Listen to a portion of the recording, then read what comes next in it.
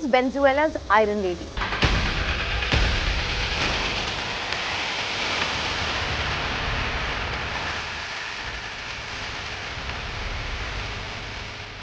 Why she has been awarded the Nobel Peace Prize?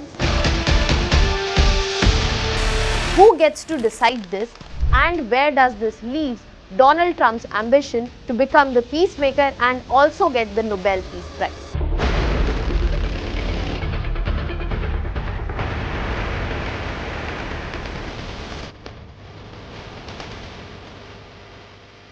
María Corina Machado, one of the strongest voices for democracy in Venezuela, has been awarded the Nobel Peace Prize for 2025. And she is the perfect example to show that peaceful resistance can still thrive under authoritarian pressures. Hello everyone, welcome to Vajiram and Ravi's Flash News. My name is Shubhangi Singh, and today we are going to know this Venezuela's Iron Lady. What is the reason that she has been awarded with Nobel Peace Prize, and where does this leave President Donald Trump and his ambition with regards to Nobel Peace Prize for him? So starting with understanding and knowing about María Corina Machado. María Corina Machado is one of the prominent voices for democracy and rights in Venezuela. She began her political career itself to fight corruption and to stand for the ideals of democracy. She is very well known for her founding role if we talk about Vente Venezuela, which is a liberal party present in Venezuela, and as of now she is one of the most prominent opposition leaders in the country.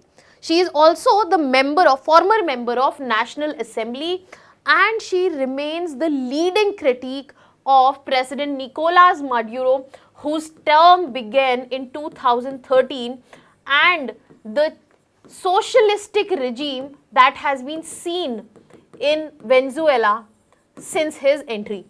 So here we get to see that Marina has been known for advocating non-violent civil resistance and standing up for democratic reform, which has also earned her the name for Iron Lady. So when we talk about Venezuelan crisis, we have to understand in what sort of situation she had persevered in form of peaceful resistance, and that can be very well understood by the Venezuelan crisis. So let's start our story from 2013. 2013, President Nicolás Maduro came to his term, and it was marked by disputed and rigged elections. So that was a political breakdown in terms of democracy itself. After that, there was a huge economic crisis that Venezuela saw, which still serves an example whenever we are trying to understand hyperinflation.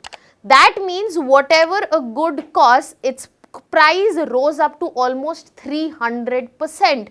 That means you had to have a cartload of money to just buy a loaf of bread. And that situation was seen in Venezuela, where money turned into worthless paper. And this combined with the multiple changes which Nicolás Maduro brought, there was a humanitarian crisis which existed in Venezuela, where there was shortage of food, there was shortage of medicine, as well as electricity. And gradually this culminated into nothing but a mass movement in which first mass migration happened, where 7 million Venezuelans left their country because of the pathetic situation, the crisis, and looking for opportunities. And then came the civil unrest, in which germinated this peaceful resistance, and this resistance was often met by state in violence.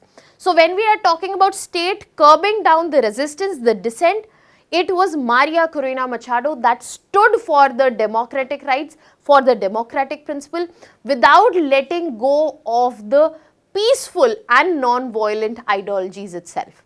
Now that is why she has got the Nobel Peace Prize. To understand it better, let us look into the other factors as well. She has been advocating very specifically non-violent democratic change. She has been asking to bring in the democratic changes, but it has been only through non-violent means. Second, she is also had international support, and she has been garnering it for Venezuelan freedom. And we also get to see that her focus has been on human rights and rule of law. Furthermore, she has been representing civilian courage in the face of repression. I don't know if it reminds you or not, but it does remind me of the values that we saw in Indian freedom struggle as well. And we are right to see this because Maria draws her inspiration from Mahatma Gandhi, which can be seen in multiple quotes that she has tweeted, and they have been brought to highlight recently. That was in 2010, which she has used to highlight that there are so many things that can be done and they can be achieved through non-violence as well as peaceful resistance, where she has highlighted if peace is the law for existence, the future belongs to women, obeying unjust law is contrary to human dignity. All these are quotes by Mahatma Gandhi. So basically, it shows the fact that Gandhi's Satyagraha philosophy is still alive in 21st century. It also shows that she has a firm belief in moral power with non-violence, and it directly links Latin America's democratic struggle with Indian freedom struggle as well. So this is a sheer representation that how our culture, our fight remains an inspiration for others in today's scenario as well. Now that we have understood the cause behind the Nobel Peace Prize, which went to María Corina Machado, now let us look into what is the process of Nobel Peace Prize selection. So when we are talking about the process itself, we have to understand in this scenario that different agencies and organizations are responsible for different Nobel Prizes. In this scenario, Nobel Peace Prize is voted by Norwegian Nobel Committee. However, it is absolutely ironic to see that when the struggle of Marina is inspired by Mahatma Gandhi failed to receive Nobel Peace Prize even after multiple nominations. Can you tell me in the comment section how many times Mahatma Gandhi was nominated for Nobel Peace Prize and in which year? Now let us move to the process through which Nobel Peace Prize winner is selected. What is the process? So when we are talking about Nobel Peace Prize, Nobel Prizes in general, there are different agencies which look into the deliberation and selection. When we are talking about Nobel Peace Prize, it is Norwegian Nobel Committee. But can you tell me in the comment section which other agencies are responsible for other Nobel Prizes? For example, Nobel Prize for Physics is awarded by which agency? Nobel Prize for Chemistry. Which are the agencies which are involved? Now when we are talking about the process has already begun for next year. So the nomination has to be sent in by 31st January by professor, past winners, lawmakers, multiple world leaders also make the nominations. Then there is a proper shortlisting and research which is done by experts, which they look into the credibility, the impact of the nominee which has been forwarded, and finally the voting takes place and the announcement is done in October, and the final award ceremony takes for December 10. In this very context, Donald Trump has already been nominated for 2026 Nobel Peace Prize because he didn't get one at this time. But this is where you have to understand something as significant as Nobel Peace Prize is also sitting at crossroads with politics as well as morality, where Marina stands as a model example of moral courage in 21st century. President Donald Trump has been advocating for a Nobel Peace Prize for himself for a long time, and it has been not just him but multiple world leaders who have been advocating his contribution to world peace and how he deserves it. In this very light, President Donald Trump has gone ahead and said that he has received a call from Nobel Peace Prize winner and he is happy that she has got the award and he is happy that he has saved a lot of lives. But this picture was very different previously when White House clearly commented that Nobel Committee has decided to do politics over peace.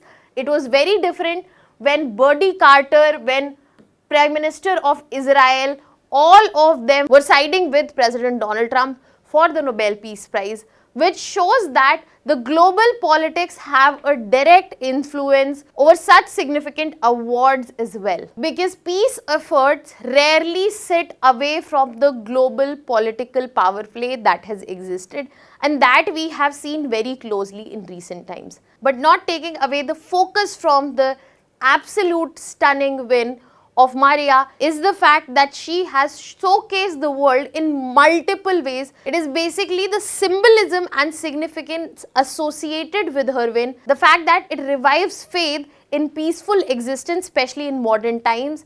It shows that what women leadership can do, what women empowerment can do in bringing in democratic change and how strong they stand. And furthermore, this has also brought Latin America back in the global focus when we are talking about democracy, women empowerment, modern peace, and also following of Gandhian ideals. Now that was all from my side. Let me know in the comment section what do you think about this win by María Corina Machado in the comment section. That was all. Thank you so much.